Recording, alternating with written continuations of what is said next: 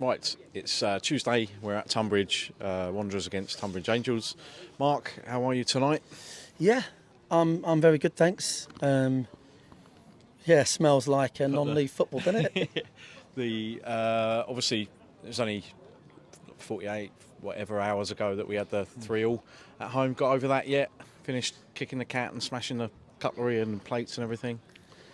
Yeah, look, I mean, 2-0 up, 4 minutes on the clock against 10 men, and then to have to equalise, I don't think anyone would have believed you. Yeah, disappointed end to the game. We've gone back through it at training, lack of experience and professionalism really in those dying stages. A few bad decisions made, but listen, we never make things easy. That game's gone. It's a long season. We'll have to tidy up, won't we? Obviously, if we want to be involved this year at the top end, we'll have to tidy up and make them 3-alls, 3-1s. That's for sure. But we've got a long way to go with it. I thought Saturday was. We had that. I said before the game, like 4 changes, and one, 3 of them were our back 4, and the other one was our captain, who's arguably our most informed player and arguably our best player, to be frank. And that did dismantle us a little bit. No excuses. The game was comfortable yet scrappy. So we're over that one. We move on to Tonbridge and familiar scenery. Yeah, obviously a ground that we've been at before, but new playing surface and sort of surroundings. In regards to the team then tonight, any changes? Players come back in, availability? Anybody that's come back in? Well, Charlie's still missing, and we, continue to wish him all the best. He's got a poorly baby, and we need to pray for that situation. It's really tough on Charlie and his partner at the moment. So obviously they've got our full support, and we're very positive that things will improve for him. But certainly his focus has to not be Dorking. I mean, he's obviously sorely missed from us. Tony and Rob Milson come back in as well, which I think is important. So we've got 2 of that. The back 3 is the same back 3 that's built up a bit of momentum. I think the notable bit really is, we have got our whole midfield missing. That is, in reality, if you looked at our squad list pre-season, you'd say, well, it's going to be Pybus, Taylor, Carter. But no, all 3 of those are missing. So the midfield is a bit makeshift. But the midfield we're putting out should be ample quality, I believe, to fit into the side. But it is it's these little, when you lose that continuity and players like Charlie that they're so knowledgeable on how we play.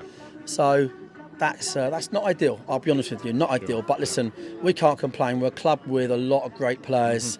We've got a deep squad, and there'll be no excuses. Although if we do get beat, I'll say it's because we didn't have a midfield. So, Dan Gallagher captained the side on Saturday, and he's on the bench tonight. Is that tactical injury or just freshen up with, I presume, George Frankham coming in that role there? Just looking at the start of the game, looking at how they're going to press, looking at where we'll have extra men, just felt George on the ball could be really important for us.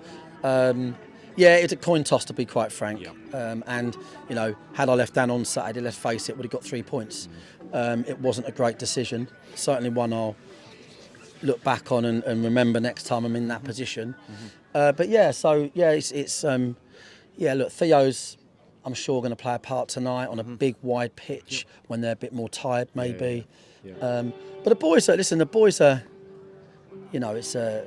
we all know every team obviously is going to understand they're going to be in a proper game because we are dominating teams largely. We've got the luxury of great players, so we do have to overcome that everywhere we go. But I just want to be professional tonight and let the boys do the job. It's a big wide pitch. I'll say one thing, fair play to Tonbridge, because the guys behind the scenes here work really hard.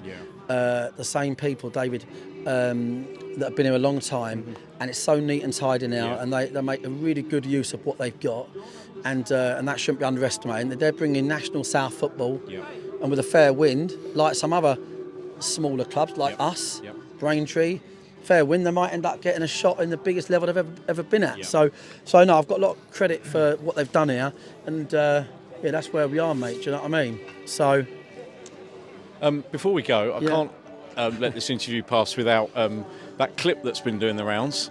Weren't tempted to put the boots back on tonight, Mark?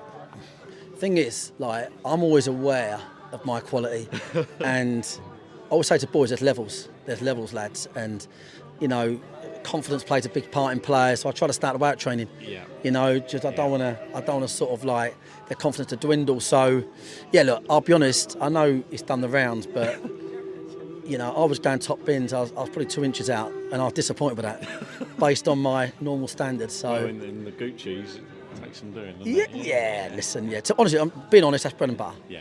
Like I I said, did see a comment from one of your former assistant managers that said you were trying to get it back to the corner take.